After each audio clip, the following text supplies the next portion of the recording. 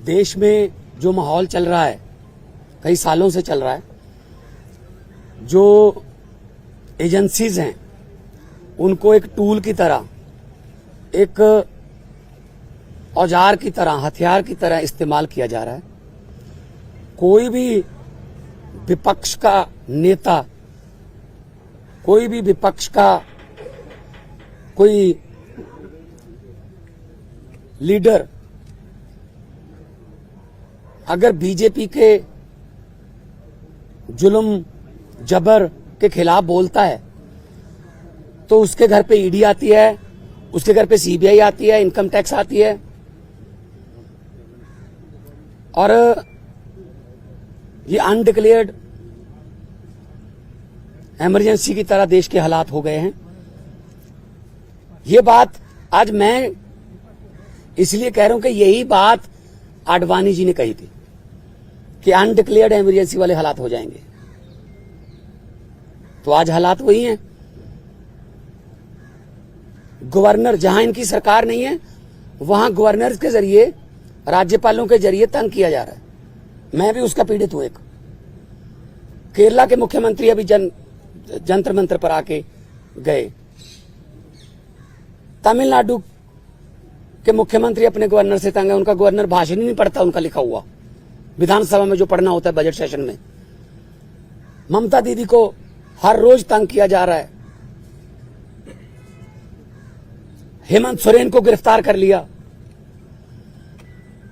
दिल्ली में अरविंद केजरीवाल साहब को जब भी कोई काम करते हैं एलजी टांग अड़ाता बीच में। सुप्रीम कोर्ट के जरिए सरकार चलानी पड़ रही है। हम भी सुप्रीम कोर्ट में पहुंचे हुए हैं। आरडीएफ का पैसा 5500 करोड़ रूरल डेवलपमेंट फंड का पंजाब का रोका हुआ है। नेशनल हेल्थ मिशन का पैसा रोका हुआ है। 8000 करोड़ से ज्यादा पंजाब का पैसा रोक रखा है। हम कोई भीख थोड़ी मांगते हैं, वो हमारे टैक्स का पैसा है, पंजाब के लोगों का हिस्सा है, वो योगदान है। फिर गवर्नर्स के जरिए सुप्रीम कोर्ट में मुझे जाना पड़ा गवर्नर के खिलाफ कि जी बजट सेशन नहीं होने दे रहे। सुप्रीम कोर्ट में स्टालिन जी सुप्रीम कोर्ट में, केरला के मुख्यमंत्री सुप्रीम कोर्ट में, अरविंद केजरीवाल जी हर बात पे सुप्रीम कोर्ट में जाना पड़ रहा था। सुप्रीम कोर्ट के 5-0 के बेंच ने कहा सर्विसेज जो हैं वो अरविंद केजरीवाल जी के पास, सरकार के पास रहनी चाहिए। सुप्रीम कोर्ट का 5-0 का फैसला नहीं माना। उसी दिन ऑर्डिनेंस जारी करके कहते नहीं, अरविंद केजरीवाल को काम नहीं करने देंगे हम। क्या अस्पताल बनाने वाला, आज दिल्ली में अस्पताल बनाने वाला, जिसने पूरे देश में हेल्थ क्रांति लेके आई, पैरासीटामोल की छोटी सी टैबलेट से लेके 40-50 लाख जो टेस्ट हैं फ्री हैं। आप लोग भी जाते होंगे, आपके रिश्तेदार, भगवान ना करे कोई ऐसी बीमारी हो। अस्पताल बनाने वाला जेल के अंदर सत्येंद्र जैन। दिल्ली में स्कूल बनाने वाला, जिसने लाखों बच्चे, गरीबों के बच्चे नीट, एमबीबीएस, आईआईटी में जाने योग्य कर दिए, मनीष सिसोदिया जेल के अंदर है। राज्यसभा में मोदी जी के खिलाफ उठ के बोलने वाला संजय सिंह अंदर है। अभी अरविंद केजरीवाल साहब को ले गए। मतलब मुझे समझ नहीं आती कि देश में लोकतंत्र है कहां है। टीवी पत्रकार कोई अगर ऐसी रिपोर्टिंग कर दे, पत्रकार को पकड़ के लेके जाते हैं।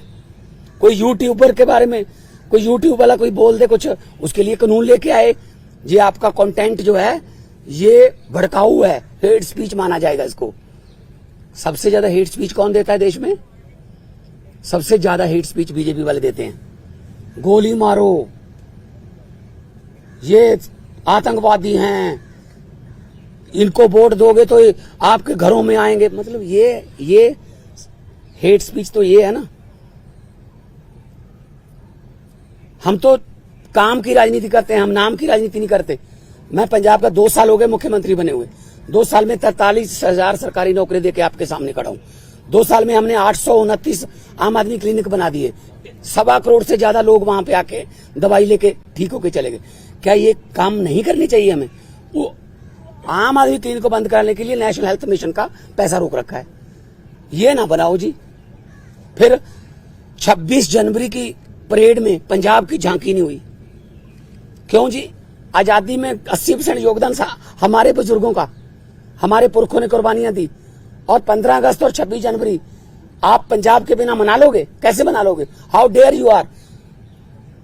किसने, वो होते कौन है शहीद भगत सिंह की झांकी को, जिसमें शहीद भगत सिंह, करतार सिंह सराभा, लाला लाजपत राय, मदन लाल ढींगरा, जलियांवाले बाग का कांड, जिसमें वो थे झांकी में, उनको रिजेक्ट करने वाले ये कौन होते हैं? ये भगत सिंह से बड़े हो गए, जिन्होंने देश लेके दिया, अब उन्हीं के खिलाफ कर रहे हैं। मुझे तो ये शक है, अगर इनका बस चले तो ये राष्ट्रीय गीत जन गण मन से पंजाब का नाम निकाल देंगे। अगर इनका बस चले तो इतनी नफरत करते हैं ये पंजाब को। और पंजाब वो है जो पूरे देश का पेट भी पालता है। 532 किलोमीटर हमारा बॉर्डर है पाकिस्तान के साथ। हमारे बेटे आज कारगिल से लेके पंजाब के लड़के खड़े हैं सीना तान के। कोई भी दुश्मन की तरफ से कोई गोली आती है, सबसे पहले पंजाबियों का सीना है। तो ये इतना हमें नफरत करते हैं। अब अरविंद केजरीवाल ने क्या किया? हम कहते रहे कि ये गिरफ्तार करेंगे, बहाना ढूंढ रहे हैं। मुझे ये बता दीजिए टाइमिंग क्या है? ये क्या चाहते हैं? विपक्ष का कोई भी नेता इस इलेक्शन में चुनाव प्रचार ना कर पाए, ये इलेक्शन छीनना चाहते हैं। 3 दिन पहले रशिया में क्या हुआ? 88% वोट पुतिन। 2030 तक, आगे 40 तक भी जाएगा। और जो 12% है वो खराब हुई वोट है, उनके खिलाफ नहीं वोट डाल सकता कोई। तो ये भी तो पुतिन के रास्ते पर ही चल रहे हैं। फिर ये डिक्टेटरशिप है। आप रात को 8 बजे आ जाओ घर, 9 बजे तक सर्च करते रहो, उसके बाद ले जाओ, फिर देखते हैं बाद में रिमांड मांगेंगे, ये करेंगे वो करेंगे। अरे एक देशभक्त बंदा है वो। अगर पैसे कमाने होते, IRS ऑफिसर है Arvind Kejriwal, commissioner income tax का, उनकी पत्नी भी IRS commissioner, Indian revenue service में। पैसे कमाने होते तो अपनी अच्छी भली नौकरी क्यों छोड़ते? तो इनको यही लगता रहता है कि हमारी तरह सारे ही, देखो साधु को सभी लोग साधु लगते हैं, चोर को सब चोर लगते हैं। इनके इलेक्ट्रिक बॉन्ड का क्या हुआ?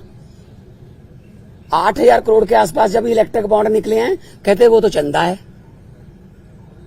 अच्छा, अगर कोई अच्छे काम करे कहते नहीं तेरा धंधा है। अभी मैं परिवार से मिलके आया हूं, बेटा और बेटी हैं, आगे के एग्जाम देने हैं उन्होंने, किसी मिलने जाना है, कोई किताबें इस सिलेबस की, उनको बाहर नहीं निकलने दे रहे। रिश्तेदारों के फोन आ रहे हैं, ये पुलिस से परमिशन लेनी पड़ रही है कि सर प्लीज इनको भेज दो अंदर। नहीं जी, 2 बंदों को ही भेजेंगे, ये 4 हैं। हद है। बच्चों का क्या कसूर है जी? उनकी पत्नी का क्या कसूर है जी? तो ये सब कोई इनका किसी, मुझे ये बता दीजिए किसकी मानते हैं ये? सुप्रीम कोर्ट की मानते हैं? नहीं मानते। इलेक्शन कमीशन की मानते हैं? नहीं मानते। CBI की मानते हैं? नहीं मानते। नीति आयोग की मानते हैं? नहीं मानते। ये तो कमाल है। मतलब मैं ही मैं, हर जगह मैं ही मैं। सो ये बहुत ही निंदनीय है। आम आदमी पार्टी अब छोटी पार्टी नहीं है।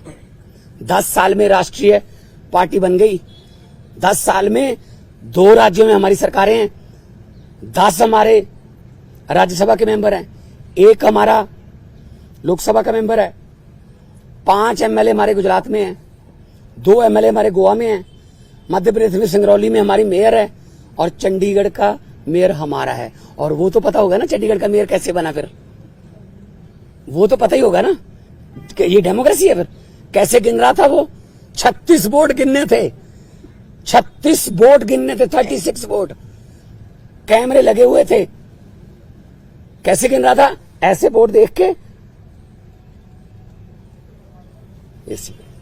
जब सुप्रीम कोर्ट गए तो जस्टिस साहब ने कहा कि दिखाइए कहां है वोट। ये वो 8 के 8 वोट उन्होंने वैलिड करार दिए। और पहली बार हुआ है जुडिशियल हिस्ट्री में कि कोई मेयर का नाम सुप्रीम कोर्ट ने जारी कर दिया कि ये मेयर होगा। तो अगर 36 वोट में से 8 वोट खराब कर दिए, मतलब ऑलमोस्ट 25%। मुझे इस बात का कोई हैरानी या खुशी नहीं है कि हमारा मेयर बन गया। मुझे इस बात की बहुत चिंता है कि 36 वोट में से 8 खराब कर दिए। अभी 4 जून को 92 करोड़ वोट गिने जाएंगे, उनमें क्या करेंगे ये? वोट कहीं डलता है, जाता कहीं और है, जीतता कोई और है। ये इन्होंने इलेक्शन को ऐसे समझ रखा है जैसे बस अब हमारा ही काम है। हम कहते रहे, पिछली बार भी अरविंद केजरीवाल जी ने कहा था कि अगर ये आ गए ये संविधान बदल देंगे, और बाबा साहब का, डॉक्टर भीमराव अंबेडकर जी का संविधान बचाना है। अभी जो देश में चल रहा है पूरी दुनिया देख रही है, उसको सबको पता है, लेकिन ऐसे किसी पड़ोसी या किसी विदेशी राष्ट्रपति से कहलवा लेना कि you are the most famous prime minister of the world, और अभी किसानों की समस्या थी, हरियाणा के बॉर्डर पे रोक लिया। पत्रकारों ने मुझसे पूछा, मैंने कहा जी, वो कहते हैं दिल्ली क्यों आते हैं किसान? मैंने कहा जी मोदी जी दिल्ली क्यों आए फिर अहमदाबाद छोड़ के? कहते जीत के आए हैं। मैंने कहा जो जहां जीत के आएंगे वो देश का राज करने के लिए, तो वहीं पे आएगा सारा देश, उनको दिल्ली क्यों नहीं आने देते? मैं लाहौर भेजूं उनको? लाहौर से ज्यादा तारें लगा दी थी, लाहौर वाले बॉर्डर पे पाकिस्तान ने तार नहीं लगाई हुई, हमारे वालों ने लगाई हुई है, उनको क्या जरूरत है? कहते अपनी तरफ लगा लो। तो ये किसानों की समस्या तो हल नहीं करते। टीवी पे ऐड आती है, पापा यूक्रेन और रशिया का युद्ध रुकवा दिया मोदी जी ने। अच्छा, आप उनके युद्ध रुकवा सकते हो, अपने किसानों से बात नहीं कर सकते 200 किलोमीटर? कमाल है, हद है यार। ये डेमोक्रेसी नहीं है। मैं आपके जरिए, आपके टीवी कैमरों के जरिए करोड़ों लोगों को ये कहना चाहता हूं, आम आदमी पार्टी जो है वो चट्टान की तरह अरविंद केजरीवाल जी के साथ खड़ी है। अरविंद केजरीवाल को तो गिरफ्तार कर लोगे, उसकी सोच को कैसे गिरफ्तार करोगे? अरविंद केजरीवाल एक व्यक्ति नहीं है, अरविंद केजरीवाल एक सोच है। हम चट्टान की तरह उनके साथ, मैं भी अपना काम छोड़ के आया उनके लिए। उन्होंने जब दिया न्योता पूरे देश को कि अच्छी राजनीति करने के लिए मुझे अच्छे बंदे चाहिए, तो मेरे जैसे लोग, अगर मैं आर्टिस्ट था, फेमस आर्टिस्ट था, मुझे क्या जरूरत थी? मुझे भी बीच बीच में गालियां देते रहते हैं, बीजेपी वाले गालियां देते रहे, कांग्रेस। मतलब असल में क्या है, इनको दुख इस बात का है कि आम घरों से बेटे बेटियां जीत कर हमारी कुर्सियों पर क्यों बैठ गए, ये पंगा है। Subscribe to One India channel and never miss an update.